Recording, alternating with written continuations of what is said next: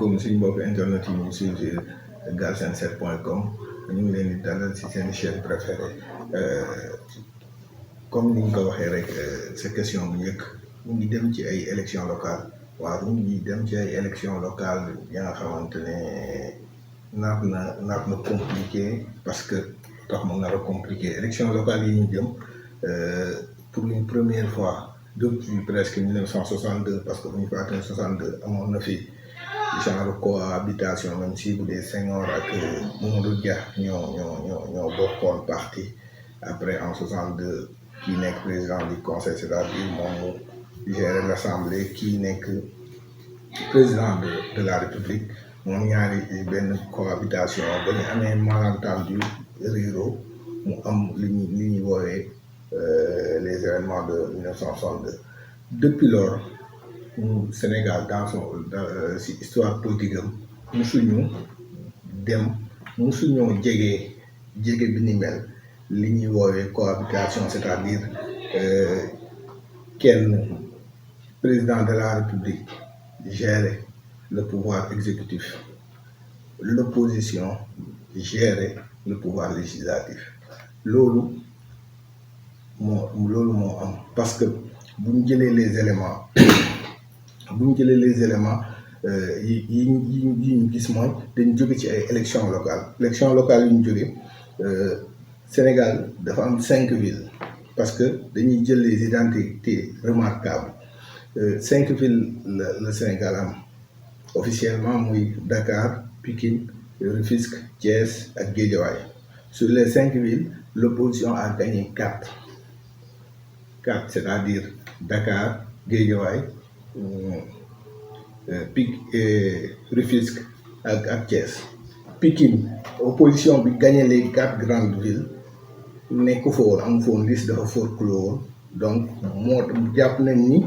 loolu tax na lu tax gagnéwul parce que bu ñu jëlee ci communes yi nekk Pikine communes yi gën a ngand presque ñoom ñoo ko gagné donc boobu beneen bi si bu ñu demee bi gën a sori ay département yu mel ni Mbacké nga xamante ne parce que fa la Touba nekk bokk na ci c'est la deuxième plus grand département du pays loolu gis nañ ko ni pouvoir bi daf ko gagné le pouvoir du président Macky Sall dañ ko perte département Mbacké le département bu Yewwi moo ko gagné la commune lañ gagné te gis nañ tamit benn fait bu am ci Mbacké mooy ci Touba surtout mooy le bulletin blanc bi nga xamante ne moom la ñuy teg parce que foofu benn choix moo am mooy choix wu sëriñ bi mooy liste sëriñ bi comme ni ñu koy woowee le bulletin blanc dafa génn presque à 78%. Donc ça veut dire que ni loolu buñ ko jëlee en compte mooy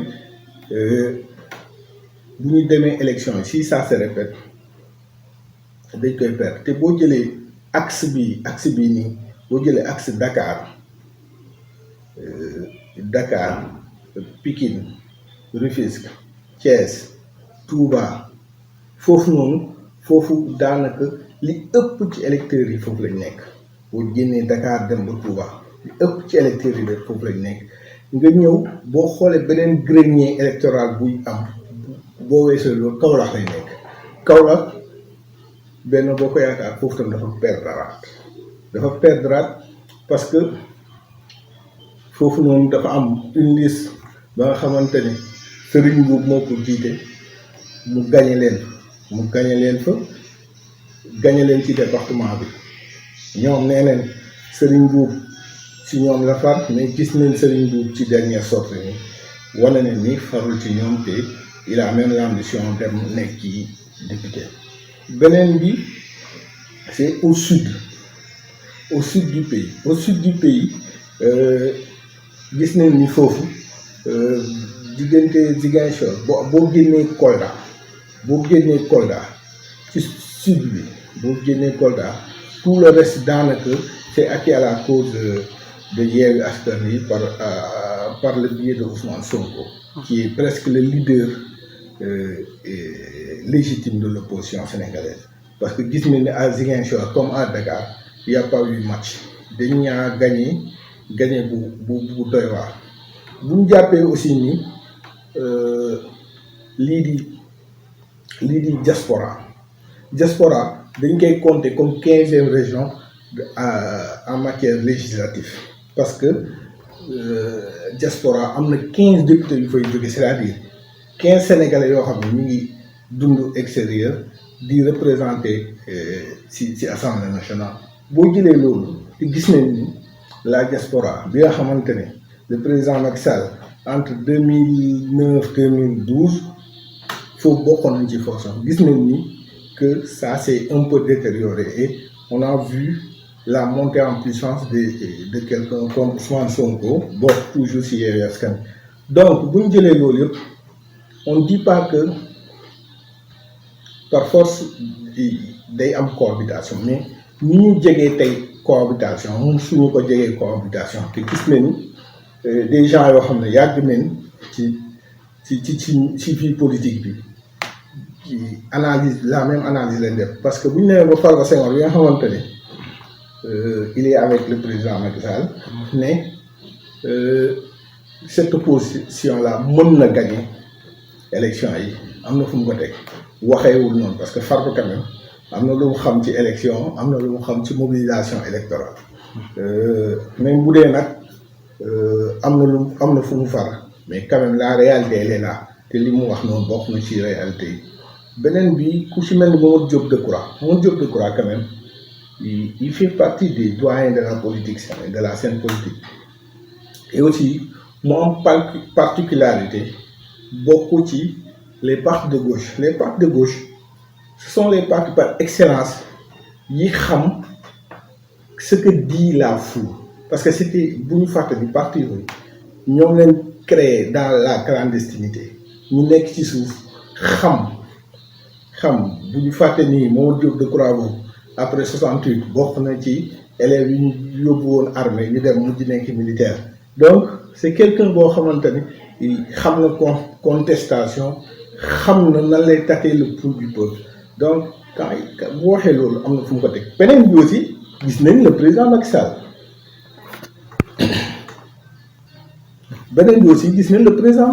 le président Macky Sall au lendemain des élections locales ak résultat yi ba mu génne ni mu taxawee mooy dafa jël le combat à son compte c'est-à-dire xam na ni ñii ma bàyyi ak local yi su ma bàyyi ak ñoom législatif yi dinañu dóor ëpp li ñu leen dóoral parce que le président bul xool li mu wax li muy wax c'est-à-dire quand il dit j'ai largement gagné à près de 80% gëmu ko parce que j'ai l'habitude de dire que opposition bi lii mu gagné buñ ko jëloon jox ko président Macky Sall ne ko changé ko ak 80% yu mu wax ni moom la gagné mu jël ko parce que quand même politique les victoires en politique les victoires symboliques def ci bopp parce que ku perdre la capitale perdre Thiès perdre Ziguinchor perdre Kaolack bu ñu la ko joxoon en échange ak gulóom boobu barke jeeg ñoom seen nga jël ko gulóom boobu barke ji ak ñoom seen c'est pas que je rabaisse ces localités mais du point de vue symbolique day am différence beneen bi toujours président Macky Sall gis nañ ko mu ne ñi mu àndal bis boo leen perdre élection yi parce que pour une première fois ñu dégg dans le discours du président Macky Sall le terme perdre élection donc perdre élection moom mi ngi ko dugal ci ay calculam c'est-à-dire xam na ni mun na nekk donc tout cela nous amène ci benn situation boo xam ne nar na compliqué situation bi buñ demee foofu donc fi ñu jëm xamuñu lan lañ fay fekk parce que pour une première fois peut-être que l'opposition gagne les législatives et peut-être que le pouvoir perd les législatives donc du yomb c'est-à-dire on peut aller à des élections violentes et dangereuses parce que li ko waral mooy lan moo fay juddoo parce que jàpp nañ ni le virage de la fin de règne du président Macky Sall foofu la. waaw ok posé nga question bu am solo mooy le politicien sénégalais ak pouvoir le politicien sénégalais ak pouvoir pour moi le problème mooy problème de perception la dafa am ñaari problème yu am dafa am un problème de traduction mooy un problème linguistique et un problème sociologique parce que bu ñu politiciens yëpp mooy ñi yore nguur yëpp en Afrique wala surtout au Sénégal boo leen waxee ñu tekki le pouvoir nguur la ñuy wax te nguur du pouvoir parce que ils ont eu un problème pour traduire la démocratie ci suñu làkk ci suñu sociologie parce que moo tax ñu wax nguur et sociologiquement nguur mooy royauté buñ ko doon teg nguur mooy royauté et démocratie du nguur c'est-à-dire les hommes politiques sénégalais leur premier échec mooy l'adaptabilité de la République dans notre sociologie foofu mooy seen premier échec parce que dañu jël ay concepts yoo xamante ne sociologiquement dañ ko réfléchir sur la base d'une société sur la base d'une histoire ñu ñëw imposer ko ñu ñëw xajal ko ci benn société boo xamante ne ils ont jamais pris la peine de réfléchir sur leur modèle modèle de gestion c'est-à-dire ñoom quand ils sont venus dañaa jël rek copier coller pasticher comme disent les juristes c'est-à-dire dañuy jël fële rek dugal et sociologiquement et linguistiquement ils n'ont pas fait le travail pour xool nan la ñuy def pour mun a traduire dëgg pouvoir en wolof par exemple bu ñu nee koo ci wax rek mu ne maa nekk ci nguur gi damay nguur or que ni la démocratie par essence comme ni ñu koy waxee c'est le pouvoir du peuple pour le peuple et par le peuple et nguur mooy càppaacol li mooy yore di def di dindi ñu ko neexee donc sociologiquement premier échec mi ngi noonu maintenant am nga problème traduction dans les faits ñun ki yore suñu pouvoir qui incarne la République au Sénégal d'abord il faut préciser pour rendre un hommage ci courage du docteur Abdourahmane Diouf ñun amuñu une République sénégalaise on a une République française du Sénégal non c'est ça c'est loolu laa gëm et je rends hommage à son courage et au travail bi mu def moom wax ñu mu àndal ñëpp au niveau du parti Awalé et c'est ça la réalité pour man réflexion boobu qu'il est en train de faire boobu noonu dañ ko waroon def mais nous on a été dans le suivisme depuis lors moo tax fi mu toll nii xamuñu ban tànk la ñuy fekkee c'est-à-dire ku ñu fal mu ne maa nekk ci nguur gi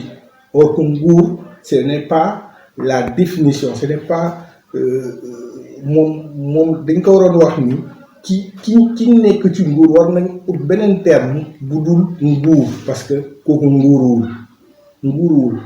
mooy kiy def li ko neex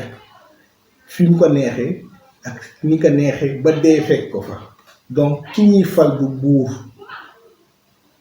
buur et ñii fi nekk nag sociologiquement foofu lañ échoué et seen doxal yi loolu ngay sentir da ngay sentir ni ñii ils sont plus des bourgs que des élus parce que élu mooy ka nga xamoon ne askan bi moo ne yow kaay toogal ñu fii wala yow am teel ñu lii mais ñii nag ku ciy waxal askan bi ka fa teg sax day jàpp ni askan bi ka fa teg dafa am privilège mu wax ak moom or que ni yow normalement yaa waroon nekk mbindaamu askan woowu donc kii boobu noonu dialectique boobu noonu moom lañ faussé dans la manière de faire moo tax léegi qu'est-ce qui s'est passé mooy en politique dañ jàpp ni ku bugg a def ascension bu gaaw da nga nekk politique boo def politique nga bokk ci nguur boo bokkee ci nguur da ngay buur di bummi booy buur di bummi da ngay tibb di sex ni mu la neexee moo tax il faut qu'on revienne par exemple jël le pacte de Mandé le pacte du Mandé il faut ñu dellu ci il faut ñu jël la constitution de la révolution Torodo pour man loolu mooy suñu base de réflexion mais pas la révolution française de 1776 loolu mënul nekk suñu base pas la République française pas la 5e République française qui a été taillée sur mesure pour De Gaulle du loolu et buñ ko jëlaati buñ ko réflexion boobu buñ ko defee à partir de ces deux piliers muy te loolu ñoo jiitu la République française mooy la République Torodo yooyu buñ ko jëlee ba pare waaw parce que la République Torodo la loolu moom c'est la première république bu suñu dëkk xam nga xamante ni c'est des gens yi demoon université biir jàngi sa bonjour su li ñuy jàng ñu teg ko ak seeni aada ak seeni coutume ils ont révolutionné le technique qui est devenu le Fouta Toro loolu moo am ñun dans notre histoire là cette histoire là moo ñu war a servir à construire notre république xam nga et dans cette constitution là ñu ngi doon gis ni ñoom dañ doon wax ni ñaari nit yi bokk waruñu nguur kenn waru ko joxe ni alalu nguur ñi lañ ko war yooyu yëpp c'est-à-dire ñun tubaab bi jàngaluñu ko yooyu la ñu war a utiliser pour faire la république sénégalaise et tout cela yooyu bëri na si boo demee Ngaabu di nga gis un modèle benn modèle de démocratie boo demee Waalo boo demee Jolof boo demee Casamance tout cela ñu compliqué def ko moo gën ñu ñuy apporter quelque chose boo xamante ni on n'a pas réfléchi comment l'intégrer dans notre sociologie de ce fait li ñu xamoon mooy nguur la ñuy jël bugg ko tekkee lii di démocratie or que ni démocratie du nguur boo ne maa ngi ci nguur et démocratie et donc day mel ni nga ni maa ngi ëwal ma waaye na dang ba pare waaye na yëmbax mënul nekk na yëmbax na dang uude du ko ëw et nous c'est ça qu'on est en train de faire moo tax on va tourner en rond il faut qu'on sorte de ça ñu dugg si li nga xamante ne ñun ñoo ko moom si suñu sociologie si suñu histoire si suñu gëm-gëm lañ ko xalaatee ñu doxal ko parce que c'est impensable que ñu ne Cheikh Ahmadou Bamba jàngale wuñ ko effectivement jàngale wuñ ko Seydi El Hadji Malick jàngale wuñ ko Mame Abdoulaye Niass jàngale wuñ ko Mame Limamou jàngale wuñ ko ñeneen ak ñeneen Xaalima Jaxate Kala boo ko waxee ay nit dañ naan la koy kooku ñoom ñëpp jàngale wuñ leen pourquoi jàngale wuñ leen et pendant ce temps on nous parle du Japon du Meiji am na boo yoo xam ne dañ lay expliquer Japon du Meiji ba nga tiit la révolution bolchevique pourquoi ça nous sert à quoi hein? Les bolcheviques pourquoi or que fii nii mun nañ ñu jàngal lan ñaani baña c'est quoi ñaani baña c'est quoi Ngabo c'est quoi la révolution Torodo c'est quoi tout cela mi ngi fi il faut qu'on se base sur ça pour réfléchir mais nag j'ai l'impression que lu tax loolu yëpp duñ ko def dafa am benn élite boo xamante ni ñu expliquer yëpp ça ne les arrange pas ce qui les arrange mooy nekk ci loo xamante ni nit ñi xamuñu lu mu léegi nit lu mu xamul rek nax ko ci day yomb loolu moo tax ñoom ñu bëgg loolu moo tax ñoom ñu farataal loolu mais incha allahu rabbi je pense que tegu nañ ko l'éveil des consciences départ na xale yi ñu ngi fi xale yi ñoo ëpp ci réew mi ñoo leen gën a xam ñoom li ñu soxlaal seen bopp te it ñoo leen dàq jàng ñaari yoon donc tout cela combiné ça va changer et suñ mbokk internet yi suivre Galsen 7.com mu nekkoon seen wax